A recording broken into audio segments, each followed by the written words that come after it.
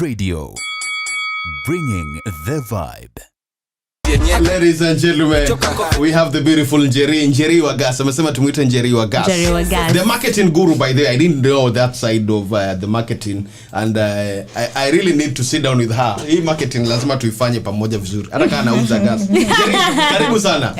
Now, 8 minutes past 9 a.m. ladies and gentlemen, with Njeri here. So tulikuwa tumefika point whereby ameamua kuresign. Yeah, and COVID has hit. Yes. And she's decided, you know what, I'm not going back to employment. I am above that. Kwani. It was beyond that because there's nothing like, you're not moving. People are not moving. The economy has stood still. In fact, in news, people are just showing you the way. The layoffs, hotels closure, many. So it really just demotivates you from thinking. You're thinking if they are laying off people, they're not going to hire people. Who is looking for a middle upper marketer right now? People are chilling, cutting down on costs and all those. So when did you actually decide, you know what, I think people need gas, so this is what we're going to do? Yeah. So we're just in the house. I mean, everybody was in the house during that time. Lockdown. Hiyo kitu tulikuwa tunaisikianga tu Lamu, Mpeketoni, watu wanalokiwa down. Leo ili hit kwa town. Heavy. Ukiona Uhuru Kenyatta unashangilia, kumbe ni lockdown again. Lockdown. No, 3 p.m. Just terror hour. You wouldn't even want to be in the house at 3 p.m. because you just don't want to receive. You don't want to be the first recipient. Yeah. So we're having a chat with my co-founder. His name is William Gadhogo. And during the chat, we were like, just talking about life. You know how that time everyone was just like, manze, wow, things are thick. For real, things are thick. So we're thinking, you know what, we have good energy between me and him. What do you think people need that we can provide during this time of COVID? Okay.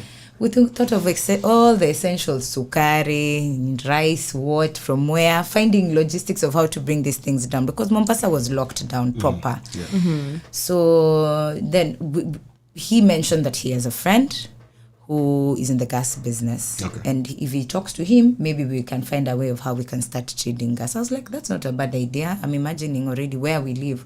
We are 12 homes. If I can convert 5 houses, every month I have a passive income. I never thought of it as a big thing at the beginning. So tukatumana wakatuletea very good guys, Progas. They brought us our first cylinders, 4 cylinders. Tulikuwa tuna hiyo pesa tukasema we are betting small. We put 4 cylinders down.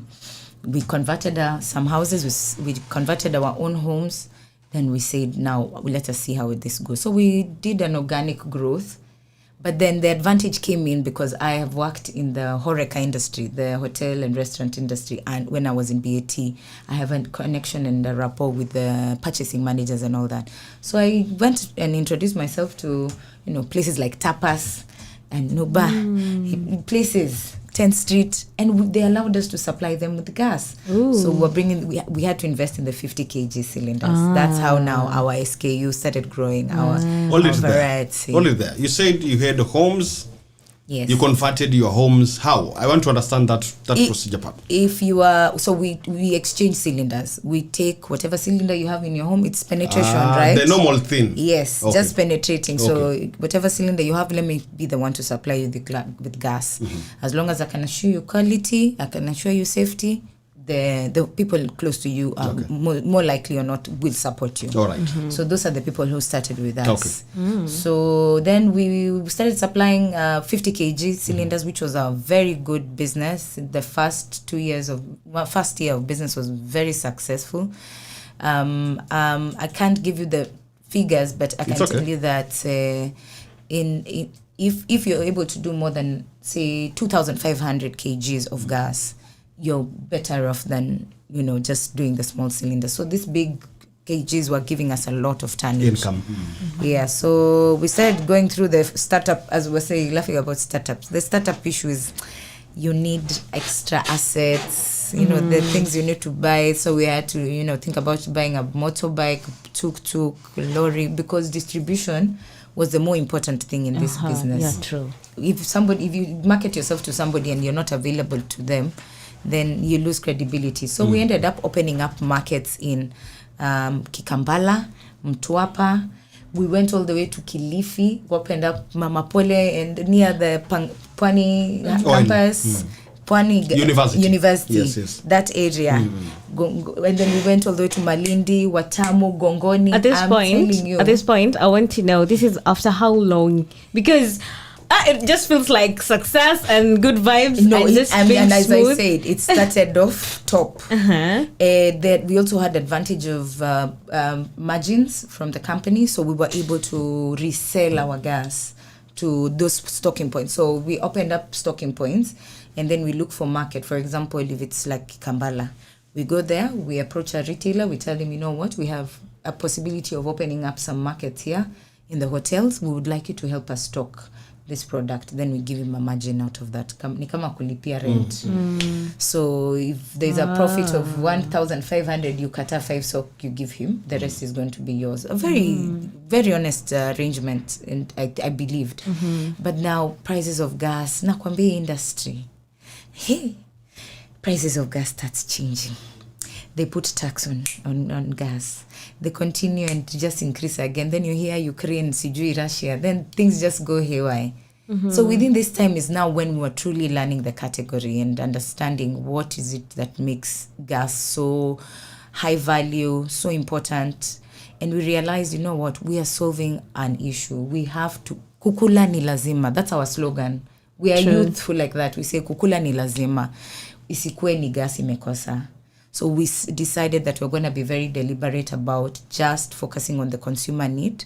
And now we could not afford to continue doing our distribution drives because it became expensive. Transport ilipanda, mafuta ikapanda, and all those things. So gas yenyewe imepanda. Gas imepanda. So you can imagine the capital outlay, and neither me or my co-founder are employed. We don't have an extra income apart from whatever we used to survive with on our basic.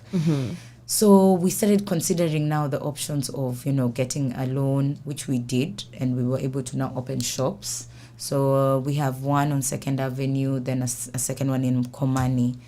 And we had to now let go of the other shops. However, these guys still remain in our networks. In future, if I ever wanted to do business, I know I have places, people I can call, and we can do business together. But we were not able to do anything for them at that time. So let me ask you a question. Yes. And now that you've went, I'd say all out. Yes. You went all out to Kikambala and all Yes. the places. Yes. And then you've sat down and decided this was actually some move that we hadn't actually calculated, yes. right? Yes. How did that make you feel as a founder of the business? Because maybe you had thought, now we have all these stores. I think we're going on well. And then all of a sudden you're like, not. Actually, I think not. It was very depressing, let me tell you. I felt so weakened. I felt so weak. I felt that I'm not able to turn on this business because it felt like a new thing for all of us. Imagine coming during COVID, the competition was very low. Because of cessation, guys who were in Nyali were separate from guys who were in town and were separate from guys from Mtwapa. People were staying in their own cocoons. Yep. So we were able to really colonize the whole of Nyali properly. But after COVID, now when they lifted the lockdown, the tycoons, the competitors from town, those old guys who brought gas to Mombasa, to Kenya, mtu anakuambia, mimi babangu ndo alianzisha gas yuko. That kind of boss. These guys, and I respect them because they have understood the business. We were naive about some things, about now things like changes in prices and what they can do to our business. These guys understood, and they came and now undercut us during those periods. They were able to keep their prices very accessible at a time when hotels and restaurants are trying to cut their costs because overheads are very high. So we lost market until where we were at point of back on our knees. Like you have 3 restaurants remaining, and then the rest are residential. Residential, are erratic. Wewe kama wewe unatumia mtungi aje? Do you cook? Yeah. What do you use? The what 6 size? The 6 kg. How long do you use that cylinder? I think a month or so. Yeah. So an average bachelor would use a month. But a 13 kg now, home of about 4 or 5 people would be a month. Sasa lazima ungoje a whole month ndio nipate profit ya 120 on the 6 kg. Very low margins. Yeah, very low margins. So now we had to start thinking about whether this business is sustainable, whether we are really solving the needs of the people or we are just selling a commodity as it is. And that's when now I call myself the business development side. I'm a marketer, but I believe now it's just a matter of seeing opportunity and using that opportunity. So we started thinking of alternatives of how we can, make money to pay rent and salaries and all that. And we decided now we are going to go into installation, servicing, and reticulation of gas, which means that beyond just giving you a cylinder with gas, we have noted that we even did some research and we sent out questionnaires and got feedback. Not in Kenya especially, we don't really think about the safety of our gas. We don't know about the piping. We don't know about how to clean your cooker, ikiwa imemwagiwa mafuta. There's needs that are there within the LPG category that are not really being met professionally, let me say that. Yeah. You have your, Mr. Charo, Mzee Musa, who have been there years and years and they do a great job, but they're not able to pass on that information or even that skill to others because it's not been put in a process way, and therefore we want to bring in a process that we can be able to tell you, we're going to teach you and your kitchen staff how to be efficient on gas so that your cost of gas can go down. Wow. And, so we have evolved now to be not just Bashia Gas, but Bashia Gas Professional. Yeah, and that's now, I met the guys from Tech Bridge and Close the Gap, and they've really been able to evolve me to now start understanding how I'm going to involve the digital element of business into a basic thing like a commodity like gas. Yeah. So we've started using things like the apps that are there where you can be able to do stock management, the basic efficiency of business, because before we were not that disciplined. So now inventory, stock take, invoicing and cash, all those things now we have put it in a system for the commodity side, the gas itself.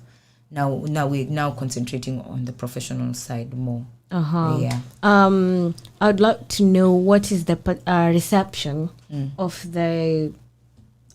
it's more of a new product, you're selling the gas and now there's okay, fine, we're selling gas, but we can show you how you can actually use this gas. How was the reception by everyone? Honestly, people don't see this as a need, honestly. They don't see it as a reason to use your money. We come and tell you. So we do this as a value addition. We come and diagnose your cooker for free. If you're our customer, periodically, say after every 6 months, we come and check the health of your cooker and the piping. Tunakurekomendia, you need to change these pipes. Zimeanza kukatika because msichana wa kazi anavuta hivi ninio cooker. Or we notice, for example, your gas usage is high, so we come and check on your cooker and we find that, for example, valves zingine zimetolewa, there's too much gunk or grease in your burners, and therefore you need a service. Service ni pesa. Nobody wants to spend money. So they'd rather, okay, fine, if I was using my gas for a month and now I've started using it for 3 weeks, I'd rather continue buying it at 3 weeks than actually come and ask you, Jerry, by the way, my gas has a problem, can you come and check it out? Imagine. No one wants to go through the diagnosis process. You know how men wait to go to hospital at the very, very end. Men inauma mpaka inaisha kazi kabisa. This is the same story with the gas. So we have to keep sensitizing people about the safety of so with some of our marketing campaigns have been to tell you, for example, notice things like that if the bottom of your gas of your sufuria is black, that means, even remembering just from chemistry, the combustion of that gas is not at 100%.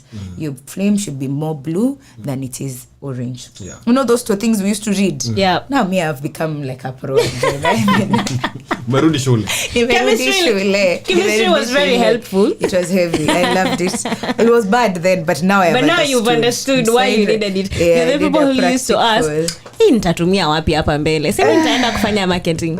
Chemistry na marketing zinaingiana wapi? Exactly. Wow. Yeah. So then, out of now a lot of sensitization and providing. So what we came to discover about this generally business, if you're not there to add value, there is no need of doing business. You just can't decide you're going to open a shop here, sell gas, and think you're going to sell it better than the next person. The person who's been there for years. You have to add value. You have to do the things that people are not doing. So servicing of cookers, training of kitchen staff on safety, fire, in case there's a fire. What do you do? Those things are not available. Or rather, people don't find it as a need, immediate need. And while that's the thing that could save, could save your kitchen. A life. Could save lives. It could save you on the costs of gas and going up, as they are going up right now. They've gone up again, Jana. So we are talking about now 13 kg is going to be 3,100. 6 kg will be at 1,400. You will go to the shop and be shocked. Wait. Yeah. Then you forget about the safety of your kitchen and just concentrate on the other things. And I know it's an African problem because naambiwa hizo si shida zetu. Yeah, but I think you guys are actually doing a good thing because you're starting to tell us this is a problem, because we might not know how to solve it because we don't even know. We don't know we have a problem. It's a problem. Yeah. So thank you for telling us that we have a problem. We have you need to be very careful. If you care for your tummy as much. Yeah, kukula lazima. Gas ndio isikuwe shida ni gas. Beautiful. Ikiwa ni 24 zimekusha katika baada ya saa 3 kamili saa za Afrika Mashariki, msikilizaji, Njeri wa gas, the gas lady, the gas guru, ambaye anakupatia services 2-3 hapa za gas, na natufafanulia jinsi ambavyo gas yako na yangu inahitaji kuwa na service, jinsi ambavyo unapeleka gari yako service, hata gas yako ipelekwe service. Usiende mbali, tunarudi kumalizia mazungumzo haya, tujue ya kwamba changamoto gani kubwa amepitia katika biashara hii, alafu amejitoa vipi, and what can she tell the young people who are looking forward to get into a business, any kind of business, sio lazima tu biashara ya gas. Because this is the Blue Radio bringing you the vibe on the Breakfast Vibe Show with me, Diana Wamboye and Tony Omuga, and we have the lovely Njeri in studio. Njeri wa gas. Njeri wa gas. Kama vile Njoro wa Uber. Kabisa. We have to own our identity. Yes, we must. So to my place now, you have started doing service. You have actually added value to what you were doing. It was more like a stopgap measure from losing market in the cylinder industry. So we decided now, we can't just stick to what every day somebody is opening a gas shop. Mara, even a salon is opening, has gas over there, kiosk has gas. So numeric distribution of gas now is, people have stocked up everywhere. So we decided we have to start thinking differently. We have to put our difference on the table.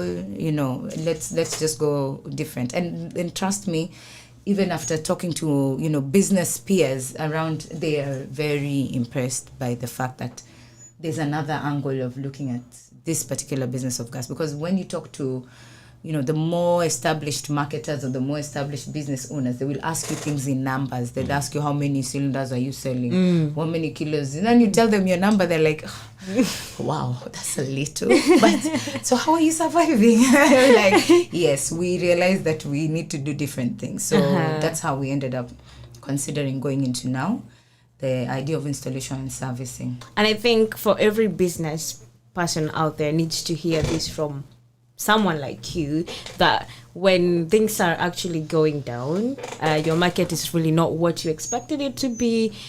See, it's not really the time kusema biashara ya gas hata inanga do. Exactly. Salon hata inanga do. I think you should talk to that business person out there and tell them, okay, when you're at the rock bottom of your business, there are actually things that you can do, right? What are some of these things that you can do? Okay.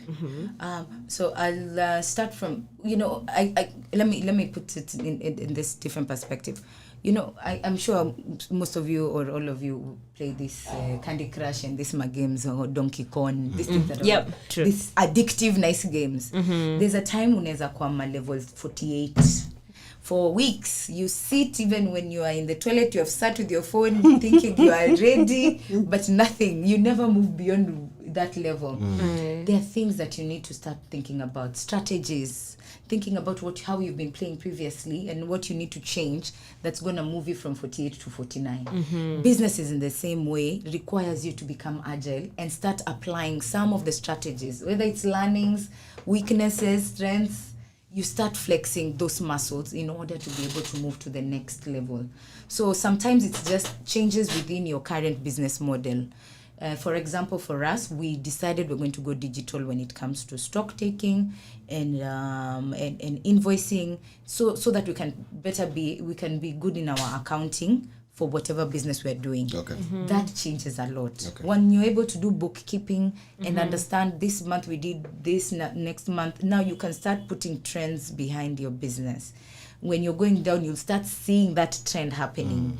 You've lost one customer who was giving you 100,000. You will start seeing something happening. Then that is the point where once you have already started looking at your books, you start seeing trends. You will start making changes in advance because you can now predict. That's what financial analysts do for you. They look from the past. They can give you a future prediction of 5 years. In 5 years' time, this market, based on extrapolating on your 25% market share in the next 5 years, if you continue and put in maybe 3 assets, you'll be at 30% market share. So the change has to start internally. Then now you can go externally to start looking at the opportunities that are there, maybe within your category, maybe elsewhere out of maybe your socialization. You've been hanging out with guys ukasikia quill, so najua vitu vinapanga pale nje, sijui nini, watu wananunua bitcoin. All these are business ideas, but within your business it is like building a campus project. You start it off as a business. You have to understand your mission. What is the end game for you? If you start seeing the thing in your head, not just as a dream, but you can visualize a picture of what you want to see in this business. I want to provide energy.